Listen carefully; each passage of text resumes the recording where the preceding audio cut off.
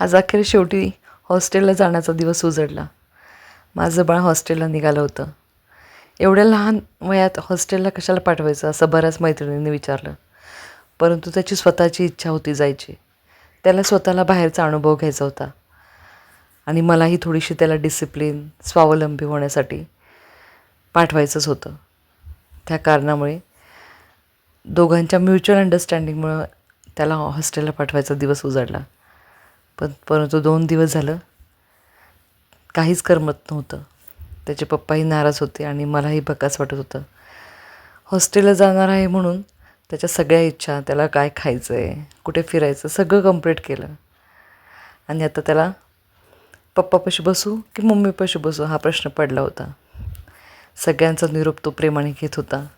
पप्पांना तर त्याला सोडावंसंच वाटत नव्हतं.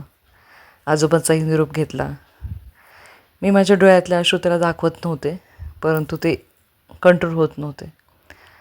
त्यालाही रडू येत होतं, पण तोही दाखवत नव्हता. आणि आम्ही बसलो, त्याला सोडायला निघालो. हे बघा त्याच्या डोळ्यात सरळ सरळ पाणी दिसतं आहे, पण तो लपवतोय. त्याच्या पप्पांना तर अश्रू आणावरच होईनात.